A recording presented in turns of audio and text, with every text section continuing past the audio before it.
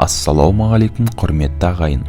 Әлемде 2001 жылы 11 қыркүйекте болған теракт құрбандарын еске алуда. 20 жыл бұрын 2001 жылы 11 қыркүйекте таңертең 19 террорист 4 жолаушы ұшағын айдап әкетіп, тарихта ең ірі теракт жасады. Террорлық актілерден барлығы 3000-ға тарта адам қаза тапқан. Екі ұшақ бірінен соң бірі Нью-Йорктегі дүниежүзілік сауда орталығының қос мұнарасын соқты. Террористер үшінші ұшақты Пентагон ғимаратына бағыттаған, ал төртінші ұшақтағы жолаушылар терроршыларға қарсылық көрсетіп, ұшақ Пенсильвания штаты аумағына құлаған. Осының барлығы 102 минут ішінде болған. Терактіге жауап ретінде ақш пен оның одақтасы Ұлыбритания 2001 жылы 7 қазанда әскери операция бастады. Операцияның мақсаты тәліптер режимін құлату және террористік ұйымдарды күйрету болған. Батыс ең бірінші кезекте ақшқа қыркүйекте шабуыл жасаған Әл-Каиданы нысанаға алды. 20 жылдан соң 2021 жылы 31 тамызда Америка бастаған халықаралық коалиция Ауғанстан аумағынан әскерін шығаруды ресми түрде толық аяқтады. ақш қорғаныс министрлігі Ауғанстандағы соғыста барлығы 2325 америкалық солдат қаза болғанын мәлімдеді.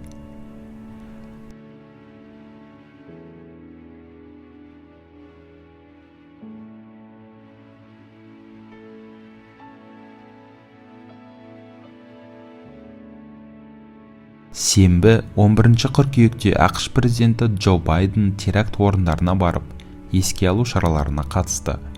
Байден мен вице-президент Камала Харрис сонымен бірге төртінші ұшақ құлаған Пенсильваниядағы Шанксвилл алаңындағы мемориалға да барды.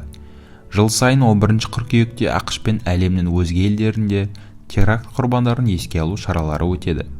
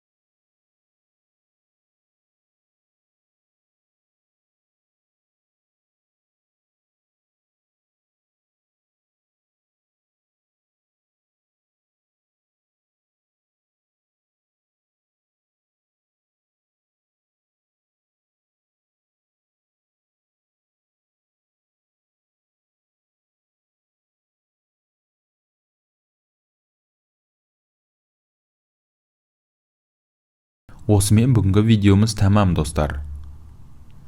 Өз ойларыңызды видео астына комментарий қалдырсаңыздар болады. Сіздермен болған Шындық каналы. Қош сау болыңыздар.